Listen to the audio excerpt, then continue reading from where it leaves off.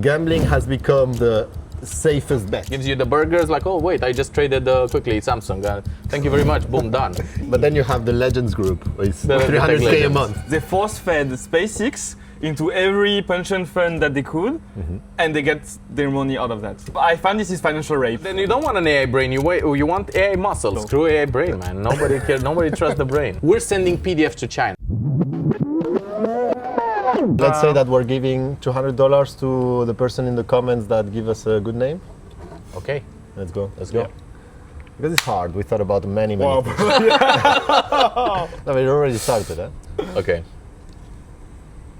All right, let's start again. So guys, going deep or going wide? What do you prefer? Come on, man. It's gonna start at 12 now. I think we Okay. took about 2 hours to kind of get into the vibe. let's go. Cool. So we don't have a name, correct? We don't have a name, but need we a have community, topics that we wanted to talk about. I know that Bryan Johnson wants to die.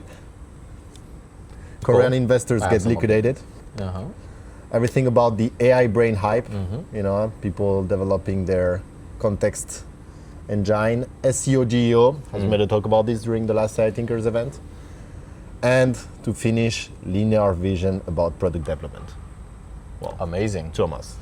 Amazing. I want a hot take on everything from you guys. Oh yeah?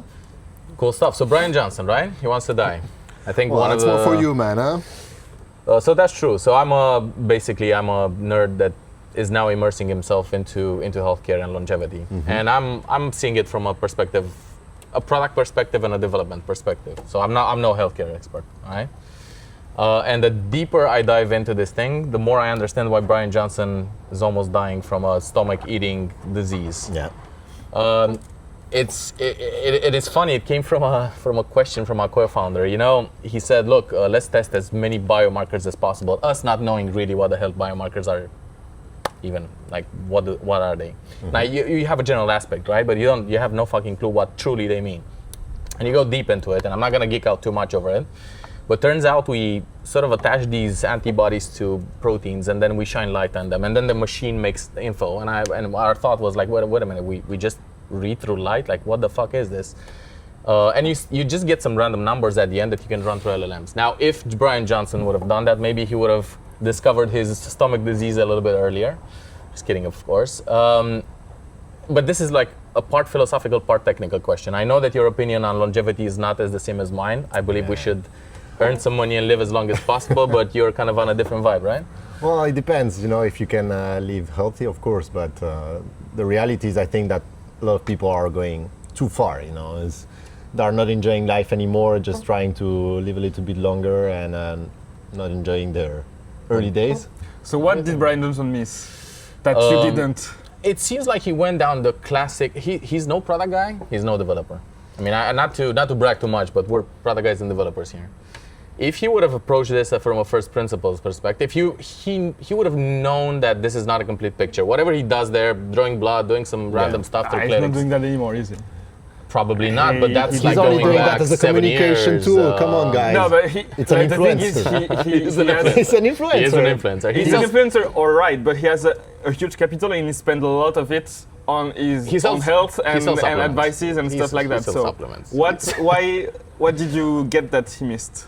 I think he sells supplements. He used his brand.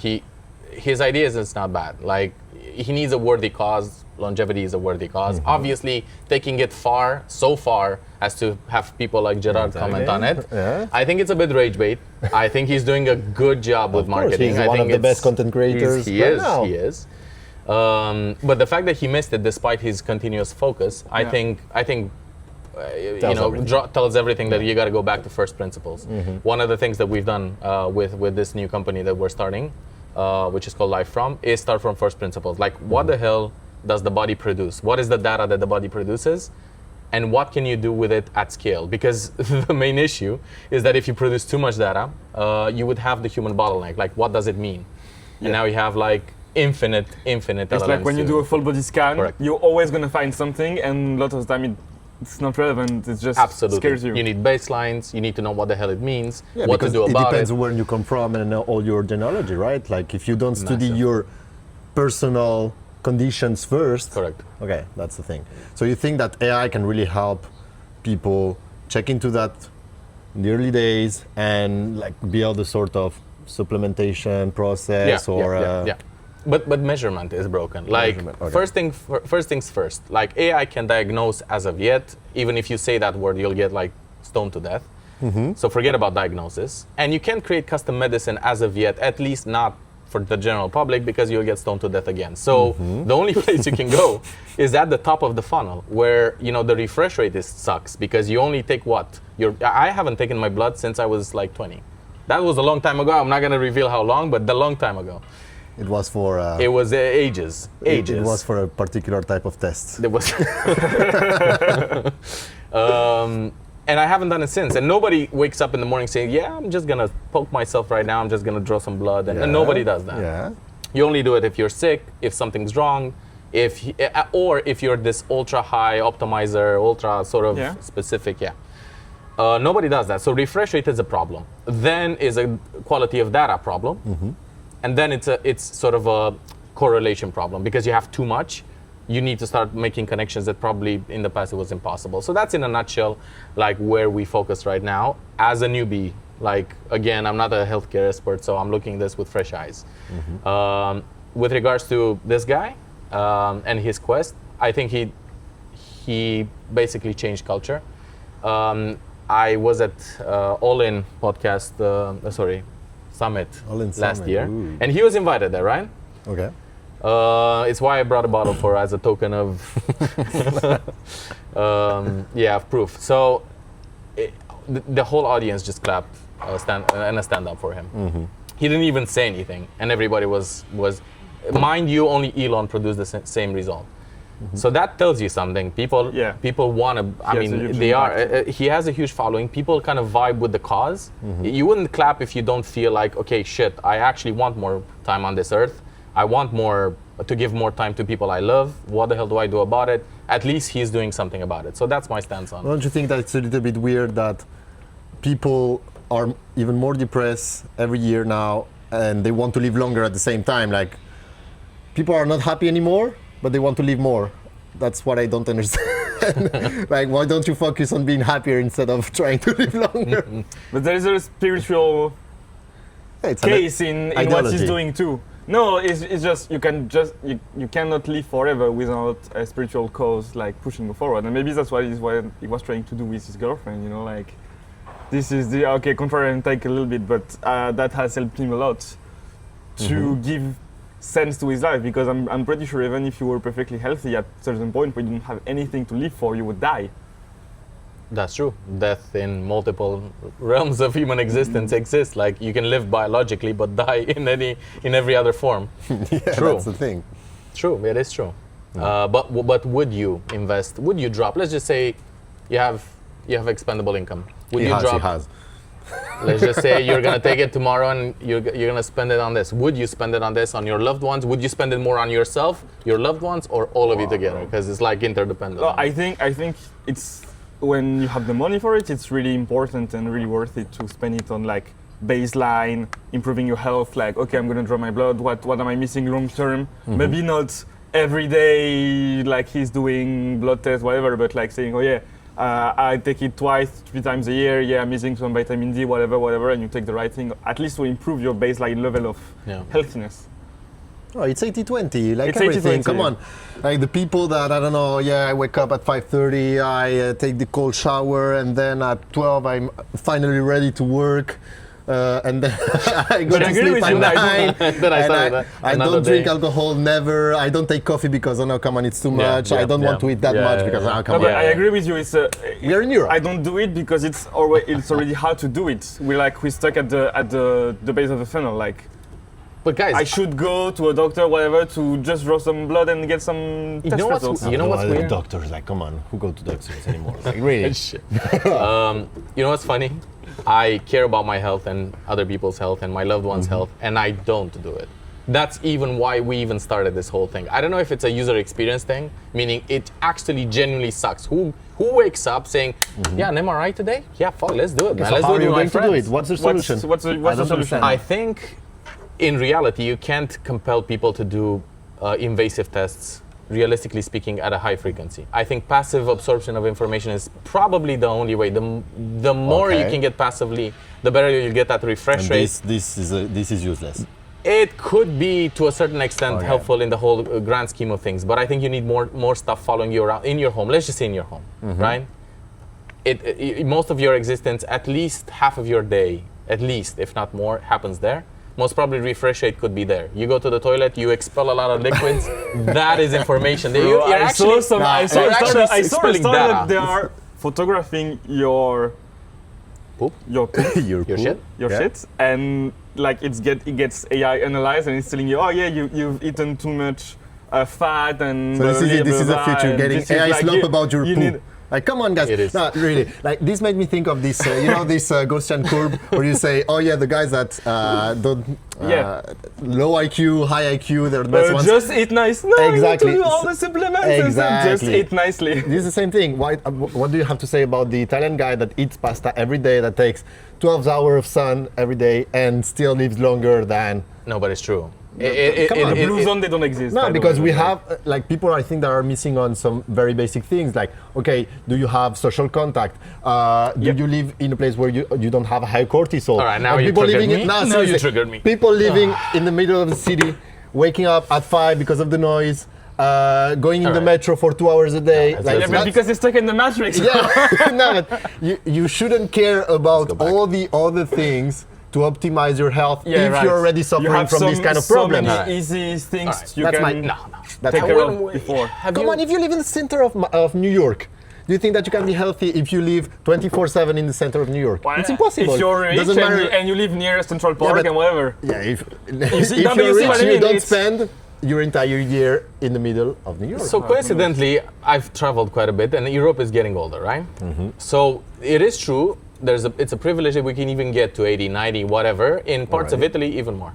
It's fair enough. That's already Have you been through Italy? Have you traveled outside of the sort of tourist area? Yeah, pretty cool. It is a geriatric nightmare. People can't move. They have Romanians like me helping them around.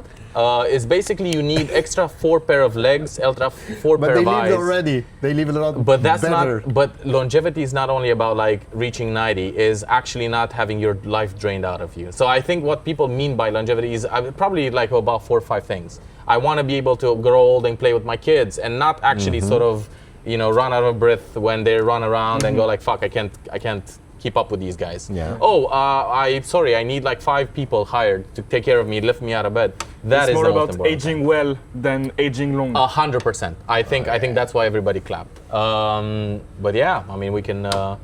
If you have a different take on that, we can move on to the next one. No, for me, it's just that people should take more into consideration just day-to-day life, how they are enjoying and the environment they live in. More than I'm gonna live longer. Because here's a nice segue. I've been in Korea as well. Have you been? Anybody been in Korea? Not in Korea. Not in Korea. Yeah, haven't been in Korea. Well, those people do live long as well, and they also have good health. However, they're stuck in permanent underclass, and they're trying to do stuff about it, aren't they? I mean, at least from what I heard. Yeah, from what I heard, South Korea. So even if you live up to 120. And you're always in the underclass. Is it even worth it? That's exactly the thing. People are already trying to escape their day-to-day life, their general condition. So the guys, put all the money in the stock market, thinking that, that's the only solution. I'm gonna be saved, and I'm gonna make a lot of money because, of course, you can get rich like that with the stock market, right? And then S&P 500 crashes the next day, and you have to wait 10 years for it to get back to the same level. And no, but that's what happened. We wanted to talk about this, about the Korean investors get liquidated, okay? Correct. This is a super funny thing because it's always the same thing. It's always the same pattern. People see that something goes up, exponentially up, so of course it gets a lot of attention. So a lot of people that don't know that much about it, they want to get in. They take margin positions, so basically they invest more money. Leverage ETFs. Exactly, or whatever, or they they put their house, say, no, I'm selling my house, I need to buy this stock. And of course, what goes up must go down at some point. Unless, no, not unless, actually no. Yeah, at some point, if it goes up too quickly, it will go down too. For sure.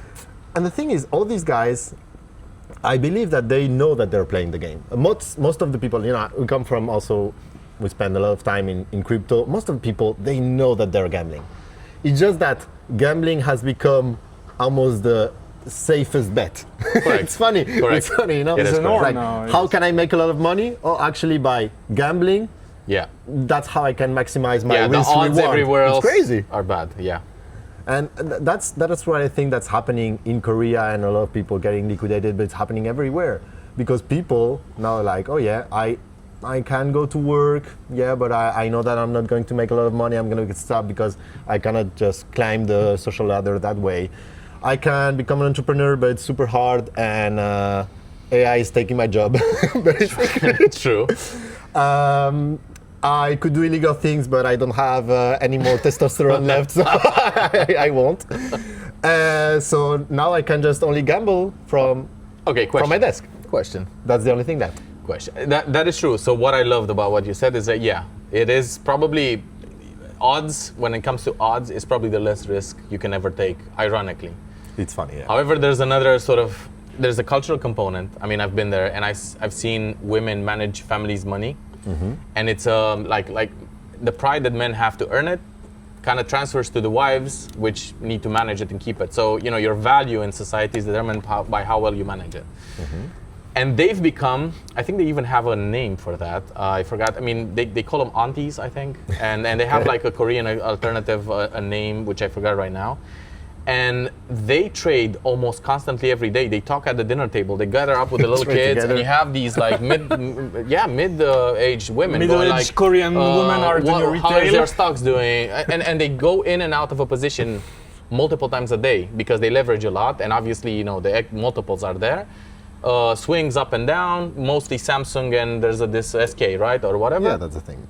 Those are the main stocks moving up and down. Semiconductors, AI, boom, done. That's why right now it's a complete mess because most of the index comes from semiconductors, chips, all this. So there's a lot of pressure on women actually managing money properly, and there's also an impossibility without dedicating your life to a company, to a chaebo, I think is the term for this giant whatever conglomerate.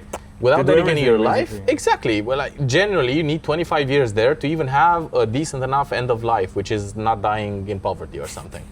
So obviously, it makes perfect sense to go crazy, and they productize the hell out of stock market. I mean, what we have with Robinhood, and this is nothing. Like that's social media level engagement in ETFs. It's insane. Like the delivery guy comes up, gives you the burgers. Like, oh wait, I just traded quickly Samsung. Thank you very much. Boom, done. You paid the burgers with your trade. It's to like that level. Fun, but for the stock market. Exactly that. It's mad, and it was encouraged, like it was regulated in a way into existence by the state, and then now they're trying to regulate it out of existence because it caused a crash, right? But look, you run basically a financial product. Come on, yeah. It is a financial product. How would that work in this scenario where people are going in and out basically on a minute by minute or hourly level? Would that even work, or is it like a completely different type of trade? The thing is, you can do a day trading, of course, but that's a complete different game than investing and trying to follow a trend. For me, people right now, generally speaking, in the US and in Europe, they have the S&P DCA hype, where everybody's like, oh yeah, the S&P always goes up. I'm just gonna put money in there every month, and in 20 years, I'm gonna be rich, because look at the simulation, it works. So number goes up, I'm happy. Exactly, and it's as simple. And you have so many gurus talking about this, and in theory, when you look at first glance, yes, it can work, but then you add inflation. Yeah. When you look at the numbers considering inflation, that's not that cool. If you invested, I don't know, between 95 up to the 2000s, you had to wait maybe 15, 20 years to get your money in real value terms. Yeah. So that sucks, I don't want to put my money in somewhere and spend 20 years not getting value out of there. So you need to take a different approach. You have the approach of day trading, but then if you are not a professional trader, it's just basically gambling. Yeah, and it's cool, Oh yeah, I have 50, that, and you may also have a job. You cannot just, you're doing something. You cannot just day trade. Exactly, and it's really hardcore, man. Yeah, it's the financial markets are for me, the hardest thing in the world. Emotionally, professionally, it's really, really hardcore because you're playing with the most intelligent people in the world. You're playing where machines, the money is. Basically, all the money is over there. Yeah.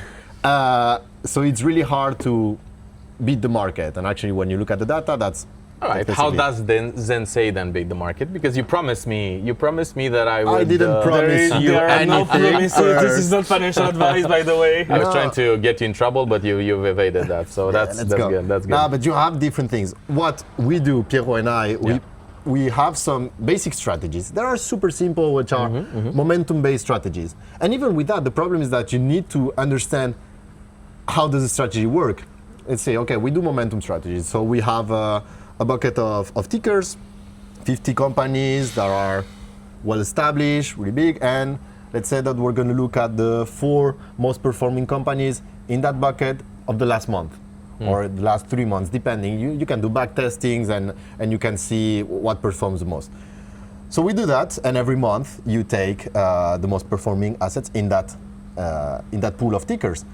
And that, in the last 10 to 15 years, outperformed a lot every S&P 500 strategy. Even you can even go simpler. You can look at the Max 7, the top 7 capitalizations. If you would have invested in that, the returns were extremely maximized. But that's also a problem. This strategy works because we are in a certain geopolitical, macroeconomic conditions where the top richest guys in the planet are taking all the money. Maybe that's not going to be the case anymore. The semiconductors for the last 2 years have outperformed a lot. So that's the thing. You need to always understand, okay, what's the trend right now and try to follow it. I'm not saying that this strategy is going to work for the next 10 years, but you just need to be smart enough to understand, okay, there is something that's going to work a lot more. And when you look at the S&P 500, it's overponderated by technology. So you think that you are diversified, but you're not. You're investing in tech stocks. Man, energy in the S&P 500 is 3%. 3% now. It's crazy. What happens if, okay, right now, maybe in the next 10 years, we need more energy and all these stocks are going to pump because there is high demand. Well, you're not investing there. But haven't they done the same thing in a way, but at a very, very narrow level? They rode the trend, semiconductors, 2 companies, that's all they have at least. That's the problem. Okay, fair enough. Look, if something goes up to 100%, what do you expect? 200% in 2 months, right? The index, what did? Yeah, it's going to be a correction. That is true, but the gamble is because they're not long term. I can go into this morning and I can get out this evening, and I'm fine. And that's your advantage as a retail. Yeah, that big fund, they cannot do that because they're moving too much money. Correct. So that's an advantage you can do. It's just doing that on your own is just taking on a whole another job. And emotionally, and it's just so hard, man. Do you guys think that retail investors are gonna pretty much overshadow everything else? Do you think it's gonna be the mass majority of money invested? Then no, of course not. No, that's the way they are taking the money. Actually, that's how the top 0.001% are mass extracting everyone. Like really, like the guys are putting the money in the stock market. Market manipulation. They dump the stock. Next day, like everybody panic sells. I was like, oh my God, no, I invested in the only 10K euro I have. I can't lose the remaining 7K. I already lost 3K, I can't. They sell. Right. Next day, pumping 20%. It's like, oh my God, this is, we're back. I invest. And that's just the problem. A big casino, global casino. But when you can afford yourself to put the money everywhere, that's where you get the problem. When you're a retail investor trying to get out of these precarious conditions, you have to choose your bet. But when you have all the money in the world, you don't care. You say, oh yeah, I'm just going to buy gold, I'm going to buy oil, I'm going to buy silver, I'm going to buy the S&P 500, I'm going to buy the semiconductor stocks. And when something wins, let's go, I can take the money out of that because I want so much. When you're so rich, it's not even that you don't care, it's that you have access to privileged information.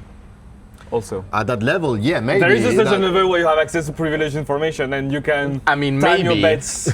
But maybe because this ties into the next topic. Maybe they have Bloomberg has this terminal, right? It's almost like an AI brain, right? Yes, it is like an AI brain. Okay, bro. And you pay like 10K, and you get this access, and you get also insane amounts of information.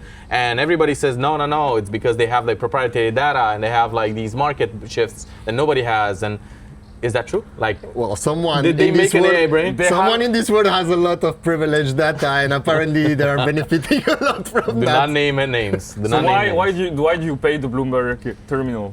Two things: you have What? all the data in one place. The other thing is you have private chats. You have a private chat feature. Oh, and this yeah, I is didn't a know that. huge- What the hell is that? Nice. Like, no, wait, Did wait, you wait, know about wait. that? So No. there is a chat feature on Bloomberg terminal, and it's very used because it's used in OTC deals and for sharing information, but it's super powerful. Why? Because first, to get access to this chat, you need to pay 30K a year. Holy shit, this is like a university all over again in chat form. Yeah. And, I didn't know so, that. And so you have What the fuck? you have chats, no, but and people share information like high-level traders or big fund managers. They share information and they I'm talk. buying. This is insane. And now you've made it Among more the valuable to Bloomberg me. network. You've genuinely made it more No, but valuable for me right you now. have to know people. They just won't talk to you like, oh, You random don't user join- 101 don't is join- I connecting didn't to- receive the email. I'm sorry, you didn't receive the invitation on you're not in the Telegram. WhatsApp You group. don't join a hashtag make money that like and then you go in and say guys what are you guys doing what's up lol. the- They are Or telling me like that that, inside this group there are the classic There are guys the- like, so the- dump it, pump it. So you basically pay 30K and you're back in not needing connections to even get to chat to the right No, chat. you also need a This is an connection, but this is the first filter. This is a hard filter. I see. But then you have the Legends group, it's The 300K a Legends. month. I didn't know that they have a chat. Okay, cool. So basically your advantage is a swarm of like high net worth individuals, presumably they have 30K to pay. In stock market for a long time, that's why they're even there. And now they bounce ideas. You go like, but aren't these people kind of fighting They each do other? in the middle OTC of that? deals. So OTC deals, they go through Bloomberg terminal a lot. Like they're not picking the phone. Like, oh yeah, they send a link, and I don't know. I guess it's linked. I don't know. I've never had access to Bloomberg terminal, but Okay. yeah, you go at these stocks, and since you have all the data also in the terminal, it's yeah, I'm gonna sell this to this price and everything, and just the receiving party can just Okay, but preview what's But gonna you have happen. all the data, and presumably you can add your own little things in there. I guess so. I can imagine, and that's like an AI brain. Is that like why is that not like the way to go forward? Why don't we Because all brain it's too little? much information. This is it. This is for professionals, and it's just too much information. It just But is AI it not doesn't good at explain anything. It just you have a shit ton of data. But is the AI not good at that? Like genuinely, it's a data problem because now I can make patterns, connections. I can talk in my language. I can talk in pro language. Yeah, but this is the next thing to do. A Bloomberg terminal for retail. That's Okay, that's yes, like, but just, then to you close, just to close on the Yeah. stock market, the problem is that you always get fucked by the how do you say when it's an event that's out of the probabilities, the normal Black swan probabilities. event? A black swan event when it's out of the two écart type. Oh yeah, like The écart type, how do you say that? standard deviation. Yeah, exactly. It's When all you're standard out deviation. of 2-3 standard deviation conditions, that's when everything can happen. Oh, And like someone is starting a war, or someone is stopping a war, Oh, yeah. or someone is starting a I war start the again. war. No, it's not again. So that's example. the thing. No, really. And that's why people get fucked, because you can have all the data in the world and you can try to Yeah. find patterns, but the moment where you have an event Suddenly out it's of the not a 3 pattern, standard it's just deviation, an you're event. fucked. No, all the rules don't apply anymore. And that's how you see the fucking the SpaceX IPO. yeah. And this is, once again, a mass extract thing. Like, all the guys invest in there. They pump it for 2-3 days, of course, because, like, it was open to everyone. Like, every normie could get in the IPO. It's even worse than that because it was getting so big that it had to go through S&P 500 and it was force-fed into that. And so Man, it's crazy. everything was absorbed by American pensions or like pension all over the world. So they force-fed SpaceX into every pension fund that they could, and they get their money out of that. At It's crazy, man. It's extremely like, high valuations. I find this is financial rape. You reveal. This is financial rape. No, but guys, people, but really. You people reveal that were more. happy. I'm afraid that you're gonna get cancelled everywhere. Maybe just like. But I'm people just know kidding. that. The thing is, it's like people, they were investing in that, and this is also marketing at some point. You know, they're like, oh yeah, you asked for 10 stocks, we can only get you 2. So the moment you receive them, you're like, oh my God, I got 2 stocks. I'm 2 so lucky. shares. 2 shares. 2 shares of SpaceX. That's amazing. Oh, yeah. So I need Okay. to keep them. And then you look 1 week later, and oh shit, I'm minus 25%. Oh shit, I'm minus 50%. Of Okay, course, but there's money. what were you But there's money expecting? The being valuations. built in the Black Swan events because for the people that even know beforehand. There's money being built in. If I'm big enough, I can manipulate things. Yeah. There's money being made in normal trading, like no problem, Of even course. if it's a lot manipulated. Of people and are moved making a lot around. of money. So there's like money everywhere. Why wouldn't I build my own little my own Bloomberg terminal? Well, Why not? take the data and use it. That's And the good thing. luck. But So you don't have any taste. I'm sorry, but if you don't have any taste, You can't. the AI will not give you taste. The AI is the sum of everything, and we you. see it in what we know, that What hey, it's going to amplifies, give you an average website or whatever. It's going to do the same in financials, and you won't even recognize that. You won't even feel it. We saw it during the last event, AI Thinkers event. Okay, so there is this guy. We had two people mentioning or talking about the AI brain that they developed for their startup, their company. Correct. And that's a great thing, okay? You develop your thing. Basically, you put all the context that you can somewhere, and your Claude, your ChatGPT can get that information and give you better advice. That's the promise, right? And then the example was, should I open up this new branch in the city? No, you don't have enough money, you don't have enough this. So in a way, even if you don't have taste, you can get at least medium, No, for sure. But mediocre. you have to curate the data that you give them. And how do you do that if you don't know what you're talking about? Obviously, if you feed it good data, it's all about context. It can also be a bad loop. It could also be a bad loop if you're feeding bad data. Correct. But what about in the use case that we've even seen? Like So the company I that- think So it it could depends. yeah. Look, for example, let's talk about WeGravel. How, like, it will be extremely useful at some point anyway. Like, you have your agents and they need to call the supplier and stuff. Of course, they need to have that data. That's how you're going to build it. Absolutely. So let's say that you need to build now the AI brain for that moment. How would you do it for people to get a good advice? Because people maybe just right now are saying, oh yeah, put all the information into Notion. But that's basically just copying the context that Claude or ChatGPT has, so that's not really useful. That's what you were mentioning to me, right? Yeah, exactly. It's all about context. So you have to create what the data you give is going to be important. It's going to be, I do that because of this, and you explain precisely, but you don't let the AI write it for you. Otherwise, it's just AI writing to itself, or at least you have to check it. Please check what you're getting to context. No, I might have a different opinion here, but let me hear you. Like let's. No, for me it's super useful in certain points, but you need to do it in a right way. Like he was telling me, oh yeah, what's the point of having an AI brain if the only thing that it has is the own Claude context? Their own thoughts, yeah. Because also people want to productize this. At some point, Claude will also do it, and it already has it. Like, I don't need to say to Claude every time now, oh yeah, I'm Gerard, I'm the founder of Nanana. He already knows about that.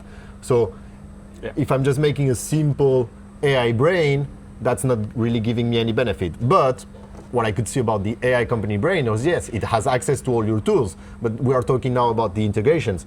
Oh, it has access to your Google Drive, it has access to your GitHub, it has access to everything that you use basically, and it can pull the right information when it needs it. But then it's a routing problem. It's really hard to build because you need to give the AI the capability to pull the right data. So you need to somehow label the data or let it label itself, and then you have retrieval problem. So a lot of people are talking about RAG, retrieval augmented generation. So it basically, you ask the AI about something, the AI understands that it needs more data. It's going to fetch somewhere the data. So you're going to have, oh yeah, I have information about this conversation that we had 2 weeks ago, and it's stored there. I'm going to put it into my own context. But we've seen at scales, these studies have been named, it ran into everything is too similar, right? We're going to talk about suppliers 100 for us, for example, for WeGravel, we're going to talk about the suppliers 200 or 300 times because this is the core of our problem.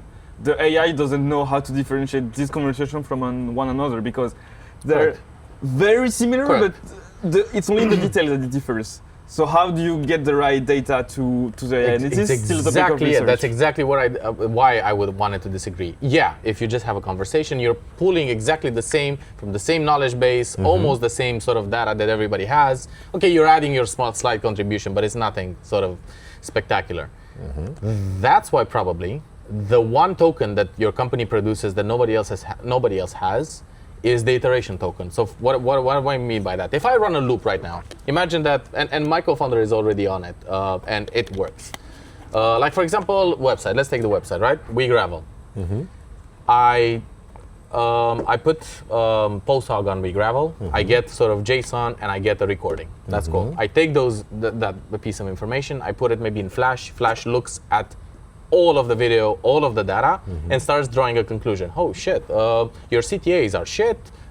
you actually don't pitch your company right. You're missing information because now I can literally share my repo business information. Because like I don't think these people are getting it. That's a token of intelligence that nobody else has. Like it's particular to your company, to your use case, applied with your users, and that's a token of iteration. Then goes in a loop, makes a change, sees the difference, makes a change, sees the difference. In that loop, I'm not there. The brain operates by itself. I don't need my expertise anymore. My distinctions actually don't matter that much anymore. And after 3 weeks of running these loops, now we have like infinite data that nobody else has.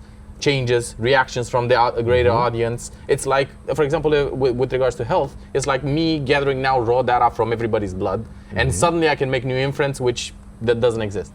Nobody can make that. That case is super helpful. And if I try to see the parallel, for example, it would be for all our agents, they call a supplier, and they get the information. Oh no, that we don't sell this product. Okay, so correct. It changes. And that's a token of intelligence. Exactly. So that's the kind of loop that you can do, but it depends on every projects business. like you do A/B testing, but automatically.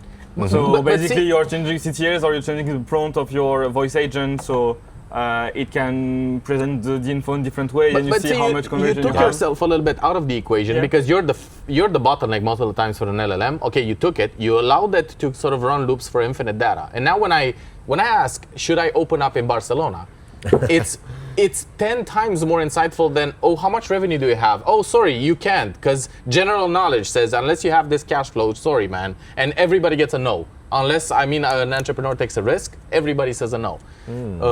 Your models will always have the same answer. Yeah, but this is your decision. Sorry. Can you force your model to at least base his answers more on your context only instead of general information? Does it work? But you can. It's just at this level is prompt engineering and saying, oh, you have everything that you're telling me, you have to pack it up with something. And from our own personal context, that's the thing. You know the problem that I have with LLMs? I just hate, look, they're common. I hate the fact that they're common sense. Common being the first thing and then the sense. Common sense being like, let's just say I'm in the position of Clover. Yeah. And I go, I want to open in Barcelona. I really want to open in Barcelona. I really want to take that market. I go to Claude. Claude, with its infinite intelligence and knowledge, look at my business. Should I open? And it will take the common sense, meaning, oh man, you don't have cash flow. What are you talking about? If you know you want to open, what would you ask Claude if you want to open? Nobody. Humans operate on a very hacky level, meaning you can now go to an investor, and this actually happened to us, going like, okay, we want to open the same use case. We want to open to Barcelona. Oh, just go for it. It's like, what do you mean? We don't have cash flow. Oh, no, nobody gives a shit about cash flow. No. It's actually retention. If you sell retention now to investors, you'll be valued at this X multiple with this X. I mean, it's a different kind of common sense that you can convince people of. But I agree, but this is just different worldviews. Maybe your investor was focused on retention, and another investor would be focused on cash flow.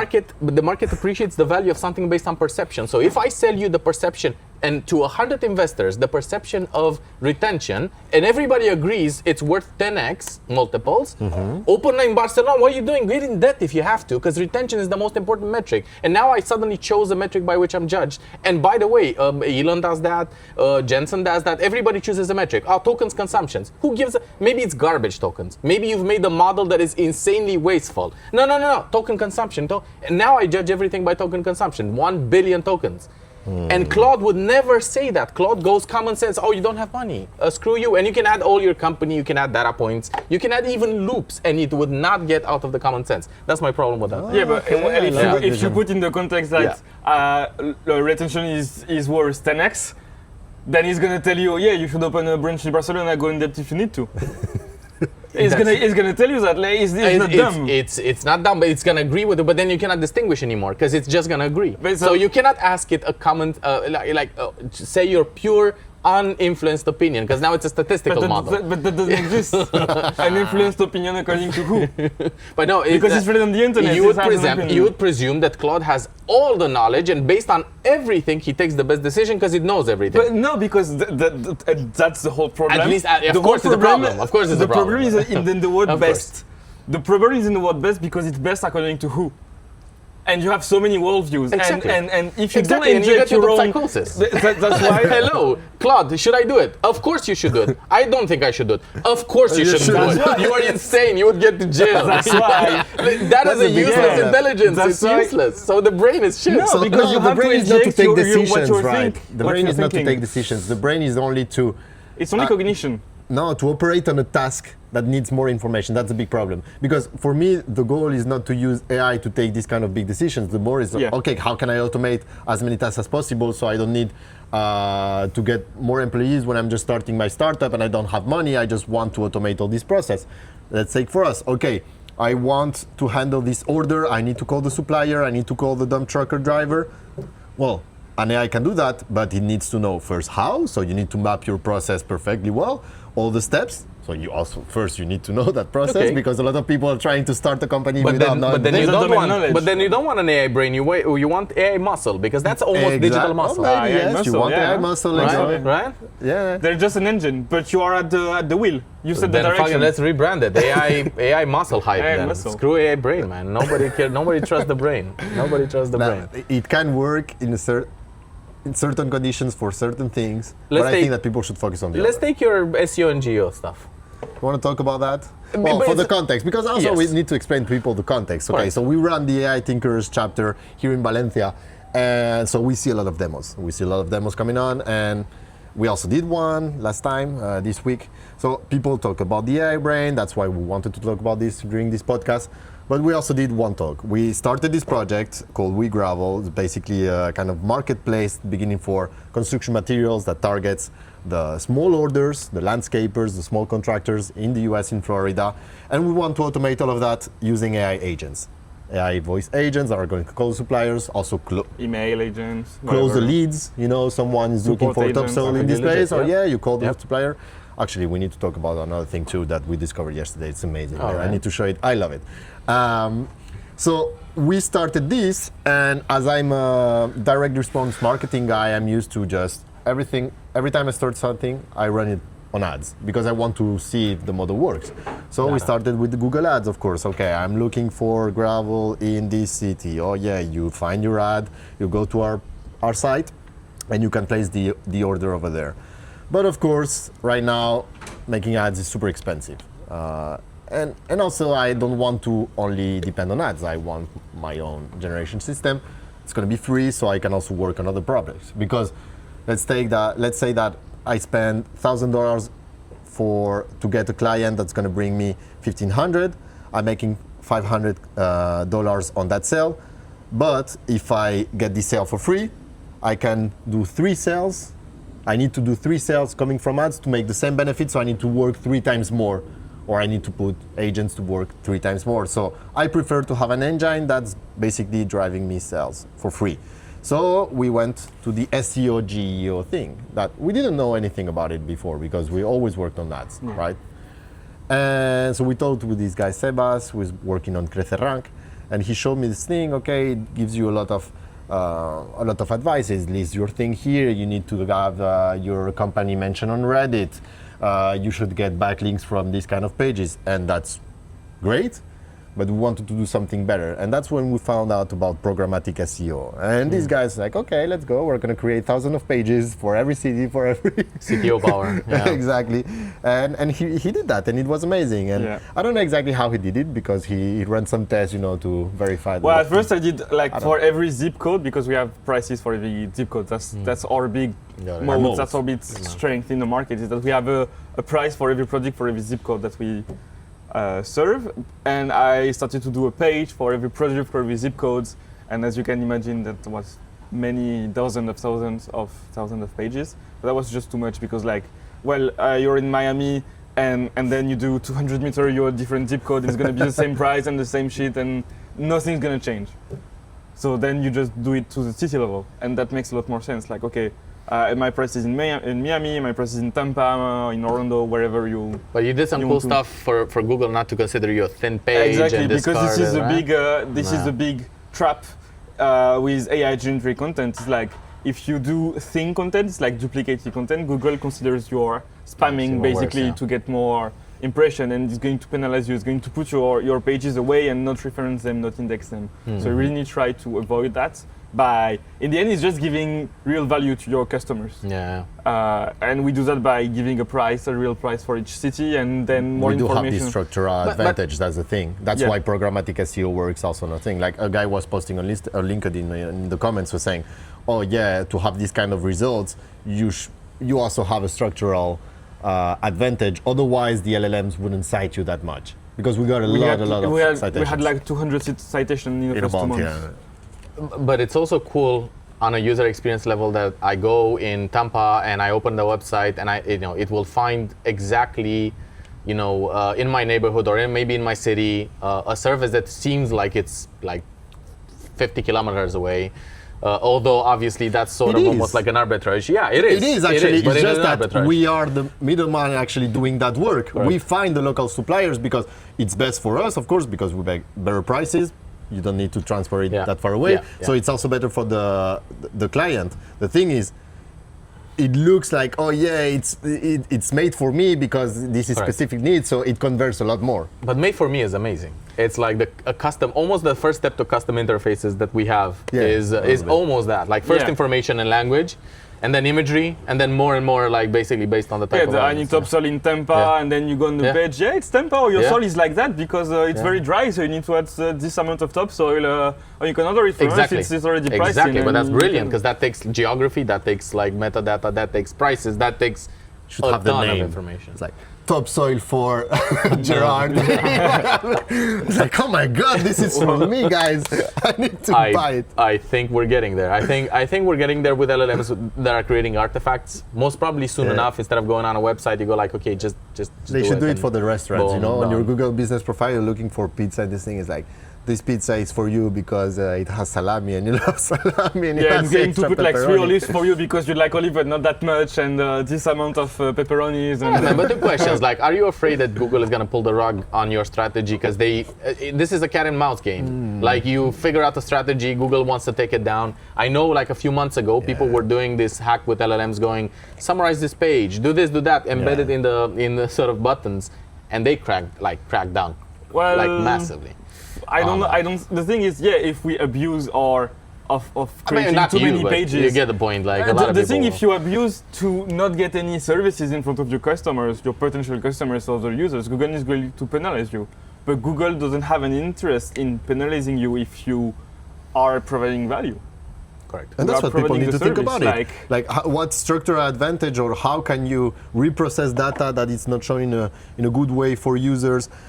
What can you do that really brings value and that you can use AI to do that? Because before you couldn't do it. Oh yeah, it would take so much time to create these thousands of pages because you need to do it manually. Now you can use something that will do that for you, but you still need to think what kind of value can I bring, and you shouldn't be afraid if you are not trying to trick Google. That's the thing. Okay, you can trick Google for a month, for 2 months, it's going to work, but then you're not creating long-term value. So just think about how you can do something good. Question.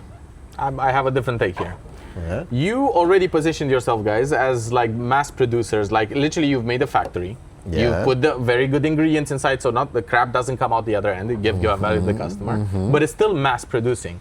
This is literally the point that the linear CTO was doing at a meetup, where saying, okay, maybe the future is not necessarily for those who mass produce because you can't craft, you can't actually sort of have individual tickets with fine tuning and whatever, mass producing. But this is where you're wrong, because we are maybe mass producing entry points into our services. But what we are doing right now is we are taking a lot of time to build those suppliers relationship. This is what's really hard in the business. Okay, so you'd say the linear is more for the core business, the heart of it, and then the entry points are mass produced.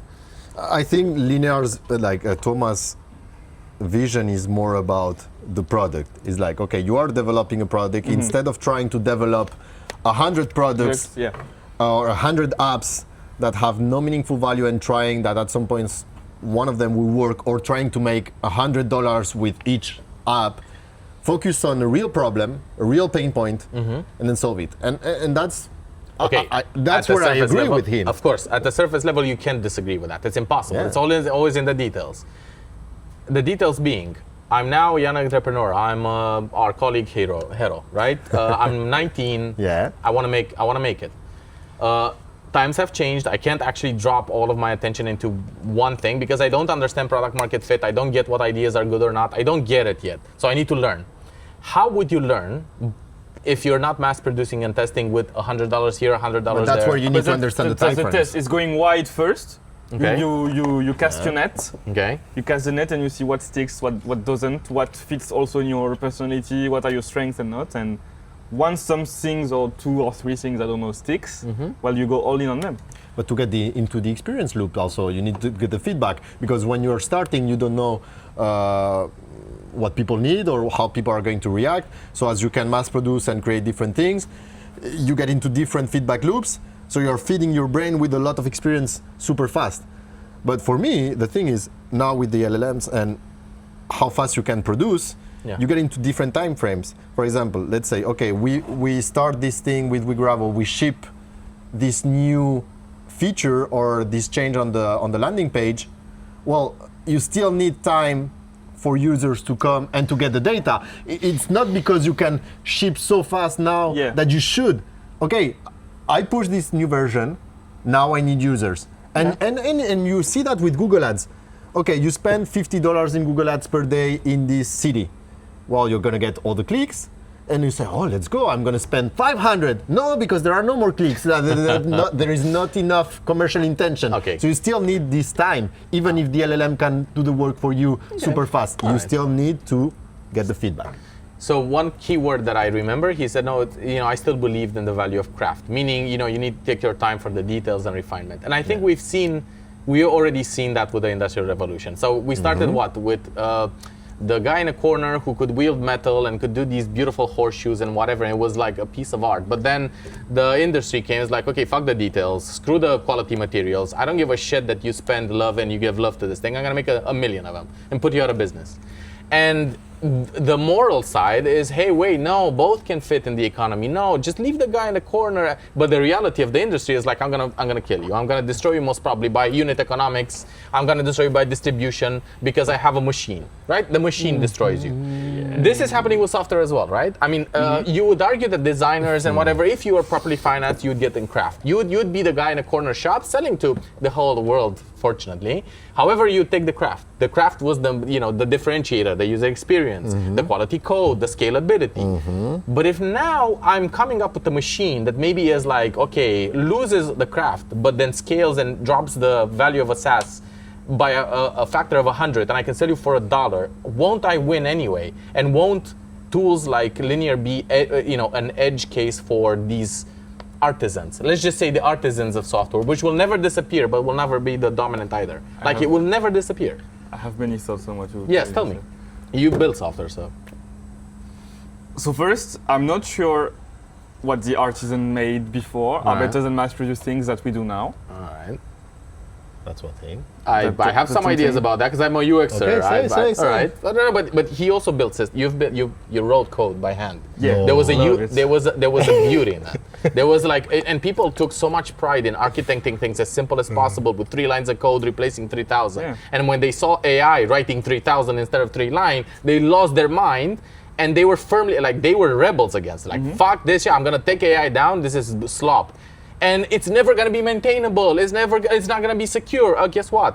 1 year later, now it's maintainable. 1 year later, it's secure. So mass-produced stuff still wins, even though it's sloppy. And I hate plastic chairs. I'm a designer. I take whatever I can afford. I take the best. I still can't deny the fact that the plastic chair that we're sitting on won. It won. It won. It replaced 90% of everything. So my question was: do you think we're going to have 100% AI-free software that's going to be developed for the rich people? I absolutely believe that's a year. You have GMO-free food or whatever? 100%. They're going to be crafted things for rich people. They're going to have the best experience with human judgment involved, not written by hand, but with human judgment. And the mass software, which does the job. And it's okay. A CRM that is not crafted works. It's fine. It's a fucking table. Do we need or will we have 1,000 CRMs rather than one dominating, or no? Everyone will have it. It's so cheap. It's like saying a chair is dominating. That is where I'm not sure. I don't think people will want to implement code their own CRM, email responder. I think you underestimate the power of basically one simple need. It's just let's try to extrapolate to another example because it doesn't work with real estate. Okay, so it became look at apartments. Yeah. Okay, so people now live in mass produce Yes, buildings. houses. Which or are buildings, exactly yeah, So that's the thing. majority. So also in your house, you don't have custom knives, you don't have custom things. Correct. Like with AI now, we are talking about, oh yeah, everyone will have their own custom thing, but we don't have any historical example, you are Yet. judging it in the lens of today. I'll give you one example that blew my mind. I was making an ordering system on my website, saying, look, I want people to I don't know, order my product, and I came back and Claude built a Calendly copycat. Like it literally decided this won't be purchasable without a Calendly, so I'm just gonna build the whole system. The AI Tinker's Guide did the same. It literally built it from scratch without even prompting. So basically, it's based on need, right? But you are seeing it through your lens because you are an operator who can operate that kind of thing. AI is basically heavy machinery, all right? Correct. If you are in a warehouse and you have heavy machinery, then you can do mass-produced things. But no consumers can import a plastic injector in the garden and mass-produce their own plastic trays. It is correct right so now. So you're gonna have software factories where you have operators like you and me very capable of producing mass slop, you know. Mass slop is the word. Mass slop is the word. Imagine people will learn this skill as an AI operator, and then you will have the podcast, Mass Slop. Mass slop is very good. Mass slop is actually, it is what happened with products and buildings. Like, I come from Romania, dude. We live in mass slop buildings. Like slop beyond imagination, things that you would argue it's not maintainable 10 years. And it's like we're 50 years later, man. Well, and it's still standing, right? That's what you want for the future? But it was mass produced. No, I don't want that. I mean, I actually fought this thing, but I cannot deny the fact that it won. The industrial model won because it drops the price. Okay, so it's going to happen the same, but it's going to be the same thing with everything, and it's all going to come down to exclusivity, and that's where you need to understand the basic and fundamental needs of people. It's exclusivity, and it's like, okay, today tech is everywhere, we're listening everywhere, so now people want no fun events. Oh yeah, it's so cool, no fun event. So it's marketing like the church. There's no technical progress anywhere anymore. It's just marketing. How do you sell your chair? And same with food. Now you go to a place and like, they're cooking for me. It is. It's not mass-produced food. They're cooking for me. Oh my god! It is insane. I'm in exclusivity now. I just realized that my degree was industrial product design. So basically, they taught me how to mass slop. Yeah. But I'm actually a lover of anti-slop. Yes. And even though I recognize the value, so the heart says no, he's right. We should craft things. My brain says no way, it's gonna be a niche tool within a year. It's gonna happen, but I don't agree that everybody maybe will have their own custom thing. Maybe it will happen like every other experience, every other revolution. Only the wealthiest people will have their own custom thing. So even if AI can reproduce a CRM for everyone in 2 seconds, people will still use the same thing, most of them, the mass, and the ones that can afford it, just to maintain a really custom one, they will have their own custom one. Okay. Because when you're starting, you're like, oh yeah, I want my own custom thing for everything. And you can see that in the houses of everyone. When you go to someone who's poor, they will have the same knife, the same chair, the same thing as everybody else. When you go to someone, it's common knowledge. It's going back in a loop now at the loops, where actually the common sense wins, and CRM common sense will be a one-sentence thing. You, as a restaurant owner, I don't even need to know the letters CRM. I'll go like, I need to manage my clients, and I come back and it's a CRM which is not polished, is not beautiful, or maybe it's decent. It's like common sense. I don't give a shit that it's not crafted. I don't care. And why? Meaning as a restaurant owner, most probably you just need to get proof is that they use the garbage software they used anyway. They don't care. It's like, man, I don't need to sell. I need to sell my food. Yes. That's what I need to do. I don't care about this. So you really think whatever. A restaurant owner will pull up their laptop and do I that? will ask ChatGPT, hey man, I need to manage my orders. Yeah, here you go. Here's the link. You put your clients in here. Done. That's it. I'm not sure.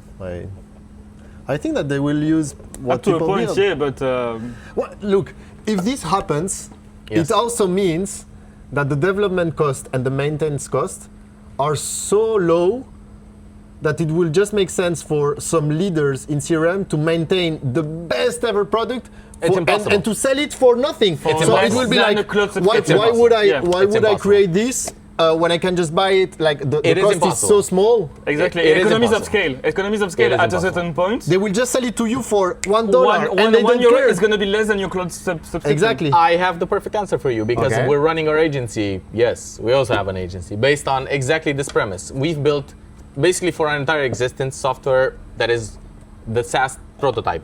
Something that could fit as many people as possible, a wide audience, so you can sell it to as many people as possible and have the unit economics and everybody's happy. Yeah. Problem is you end up with feature slop, like not AI slop, but feature slop, because you need to satisfy about 1 billion opinions, which you can't really distinguish in the beginning from. So you Yes. end up with like Photoshop. Photoshop is basically all the requests of everybody in time, like Yes. about 20 years of requests into a thing, making it unusable. Now I need to go to Photoshop But University. that's already the case. Like people are already using stuff like that. Why wouldn't they continue using that if it's even better? Because or it's- if you can because it's- personalize No, it but with the I AI. Because agree now I with have you. three things that I Everybody need out will of use the Photoshop. same product. It's just that they will customize it. Okay, so Because, you're thinking look, it's a hybrid. I'm answering with your thing. Yeah. Like, okay, you're saying, oh, look, this is already happening. We are building custom software as an agency. I agree. Exactly. But how much do we charge? Who can afford our services to build their own custom thing and to maintain it?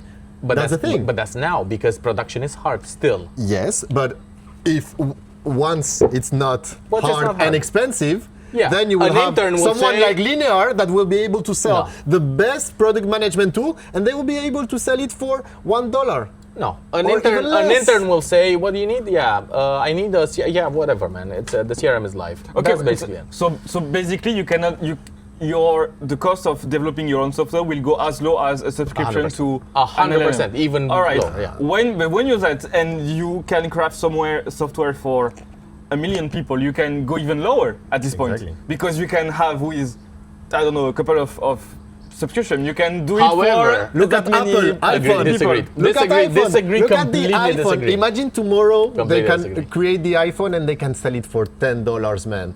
Like, why would I try to create my own fucking iPhone when there is someone that managed to reduce the cost to the maximum but still create the best product ever? Yeah, you're ignoring the full picture. The full picture is that I already am using, and almost everybody is using ChatGPT type products.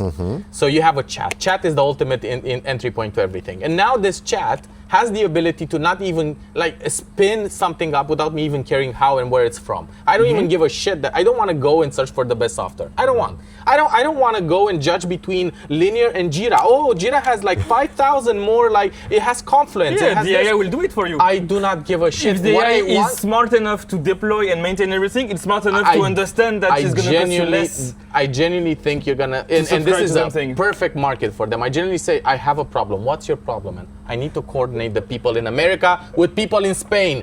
No problem. You won't have to. Don't worry. Tell me your business. Here's the business. No problem. Here's the link. Done. That's it.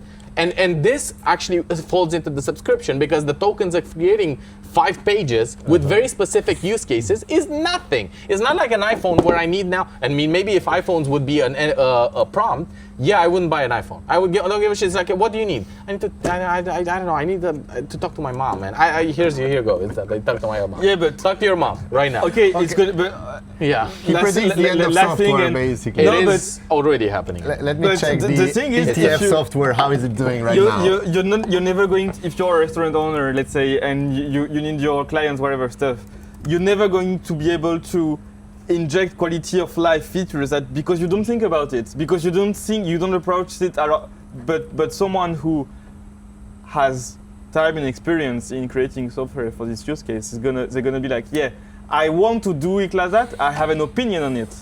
Because taste and opinion is something that you will never be able to replace with LLMs. Correct. Probably that is like the craft that will still survive, which will be a minority. But as then craft if today is you a can minority. craft for 1 million people, that's insane. That's insanely It good. is true. Like selling a piece of furniture that costs So maybe in $10,000 the to a end- million people. Maybe in the end you're gonna It's a inject good your business. taste. You're not gonna sell software. You're gonna sell your taste that the AI can use. You're not gonna sell your CRM. You're gonna sell your taste of the CRM, and people will use this in context for the LLMs to build the software. Oh, really? What if I say I love this web page that Pierre has built? Just make me one the same. I want the same, exactly the same. Yeah, no problem. No, it's not the page. It's like it's And I private become data. China. It's private Okay. access to your brain. What you're saying is true, and actually Thomas mentioned that during his talk. He said, okay, look, we people are already they can publish a lot of apps if they want, they can publish a lot of products, but has it really changed? Like, do we see a big difference from 4 years ago? Yeah. In terms, you think so? Yeah, Like, you 100%. see a lot of different apps. You see people using other things.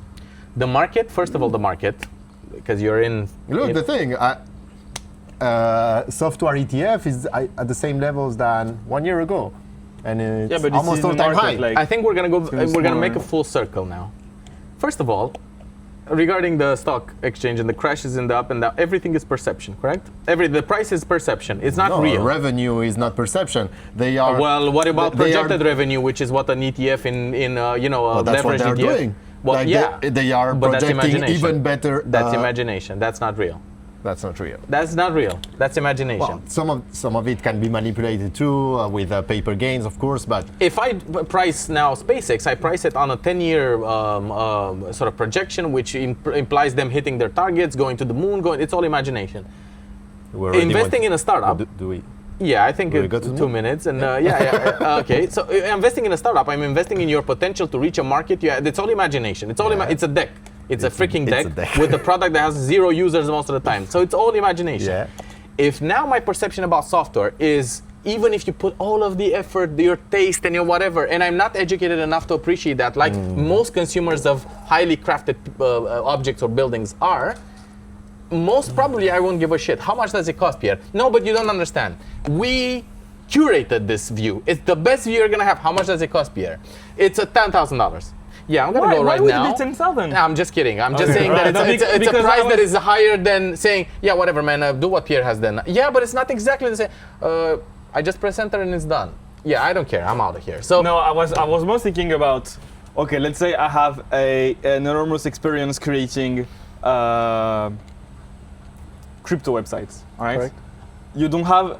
You have no clue what I've done, but you have a trusted source that say, yeah, Pierre, he has the best taste for creating Okay. crypto website, okay? Right, and you want your own crypto, so you need a crypto in website, crypto. okay? I want And I'm gonna say, Well, am I a sell. connoisseur of crypto, or am I need to get rich, I'm aping on this? No, I'm I don't know. I'm a hero at 19 Whatever, trying to make you want to create your own coin, right? And I have an an expertise website. in creating website for new coins, All right. all right? I'm gonna sell. Hey, bro, I'm gonna sell you my taste. What is my taste? All right, let's see. It's my Yes, context, okay? taste. I'm gonna sell you basically text, knowledge. I'm gonna sell you my a skill or whatever, right? whatever form. I'm gonna sell you my knowledge and my taste, and you're gonna use that, and then the AI is going to use that to craft something that's custom to you, but through my knowledge, through my lens. You see what I mean? So we need now a linear for taste. No, Right. it will all come down to trust and authority and visibility. That's all. So you're saying So perception. in the end, it's That's why- relationships. that's why you're doing the marketing. That all. It's the ultimate thing that you cannot do through AI or through the internet or whatever. Okay. I think Relationships everything can be and tokenized. trust. Absolutely everything can be tokenized. And if this is happening to software right now, imagine what devastation it will do to services and products immediately after. I think it will be exact same chaos that is happening in the devaluation, the perception of how much it should cost. Perception is anyway, it doesn't matter. Look, for example, right now, I know that most people, 98% of people cannot build proper production apps. They can. They will slop somewhere. It doesn't matter. The perception is that 98% can. And that values software lower and lower over time, obviously. Because it's the impression that I could do it. And ChatGPT gives you the intelligence fallacy. Almost anywhere anything you ask it, it will tell you, oh, that's an amazing idea. This is incredible. I think you should patent this right now. This is Julian, you are absolutely like, and this impression will make me into a psychosis that goes like, yeah, Pierre, you have no idea what you're talking about. You know, feeding my ego with like ChatGPT chats, I go like, no, you're insane. I am a god. I know exactly what I need. Screw your taste. Right, GPT? Yeah, you're the best. Pierre is shit. You're the best. And your GPT will tell you exactly the same thing. But and the that's the results won't price. matter at some point. That's the thing No, with short because term. everyone will do zero anyway. So. That's the thing. Like people will need results at the end because People will need you relationships. you can be really good at marketing and try and say, oh yeah, this is my landing page, this is my promise. It's a magic button. You click and you get what you want. But at the end, if you don't get it, well, you create deception and you kill your trust. The question is, will we reach a point where you can really click the magic button? Yeah, of course, 100%. It's already here. It's just not properly distributed. It will be here. It will be. You don't think that chaos? I'm not sure it's here already, but it's going to be here. It's already for sure. here. It's not properly distributed. There's already completely, fully 100% autonomous factories in China that feed on a PDF from the West. Basically, 90% of our economy is services and consultancy. We send PDFs to China. China only needs the West for PDFs. That's why they're even giving the whole model for free, because it's basically destroying our value prop. Our value prop is taste. It's what you're saying. Like what you're saying right now is that your PDF for a particular piece of furniture or chip or something like is more valuable than anybody's in the world because of your expertise and distinctions and refinement. We're sending PDFs to China. How long till I train a general model to have decent PDFs and produce chips that are decent, common knowledge stuff, common sense stuff, that completely disrupts the price you put on yours? But I completely disagree with you, because maybe if these are true, why isn't China creating their own frontier model? All they're doing is distilling the American models. Because they don't give a shit. They have manufacturing, and that gets into a topic that probably we don't have time for. Manufacturing is the edge. They're investing so much state level account creation and trying to bypass anthropic measures to distill their model, because they still maybe if they were so smart and if they had access to such good models, they could build their own models already. They have They're not doing this. They have Guys, 2-3 things. All of this is making me ultra bullish on Euromaxing, because if this is true and we're going to living in this Valencia super simple, really, like Euromaxing is going to be a thing, because if everything is so easy, but it's kind of sloppy, or at least something, like you will want some real stuff and something that at least has some kind of human connection or human error inside, and human messy.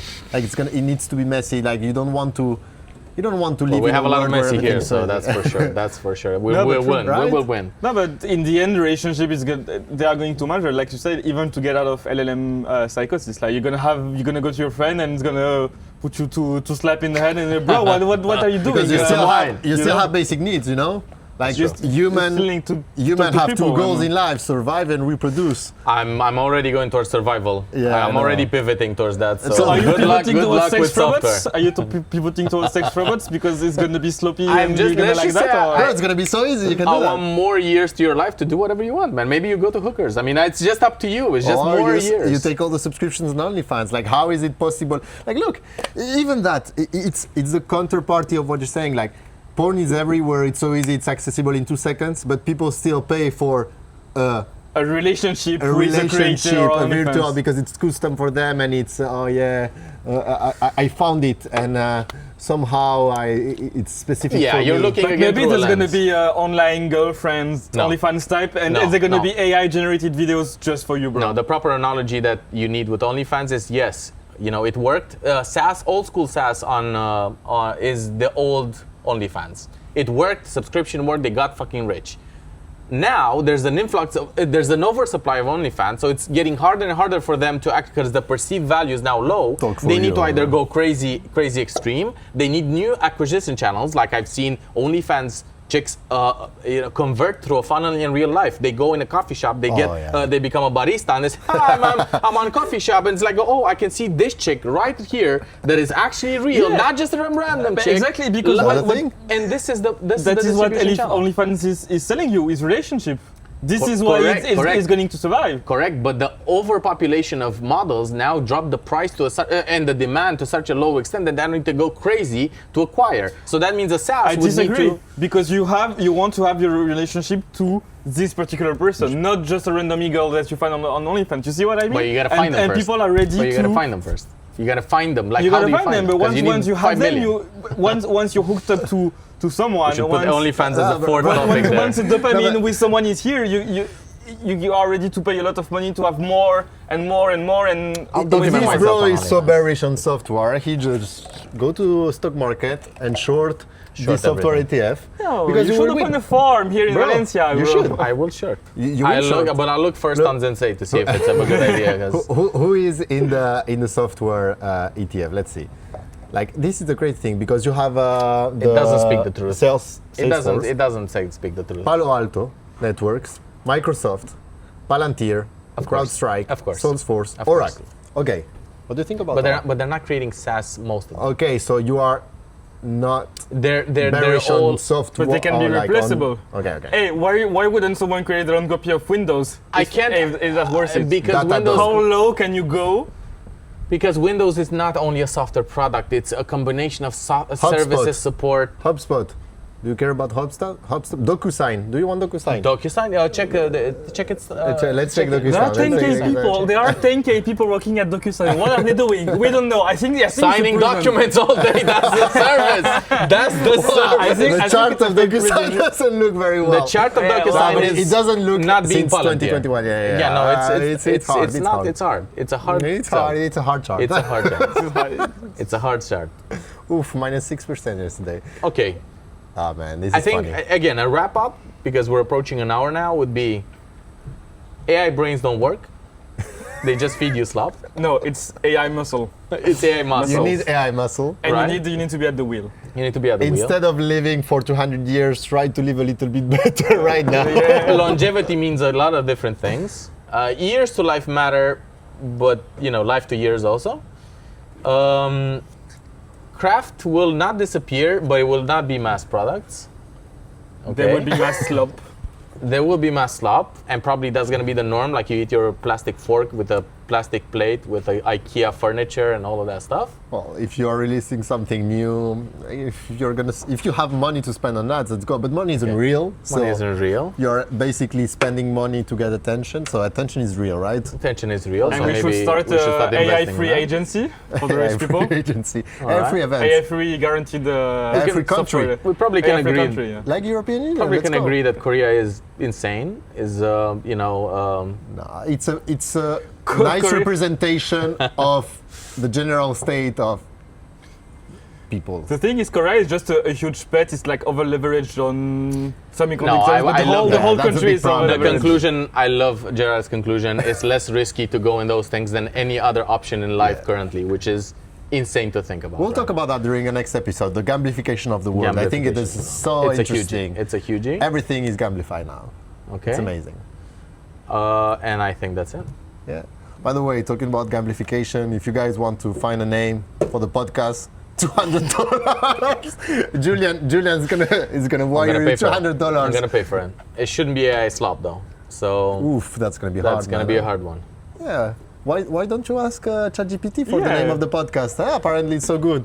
It- Just one click. It will create a common sense name. It will. Give The it problem is your- that everybody else has common sense. Exactly. Give it That's your a big context problem. then. You give it your taste. I guys. am cool. Go for it. I am. Guys, thank you Go so for much for watching the podcast. Thank you so much for coming to here. Thank you. Pierre Ruchot, Juliana Nananani. You have a Complicated weird name, bro. Carolani, it's fine. And Gerard Fernandez. All the information in the description. See you soon. Bye-bye.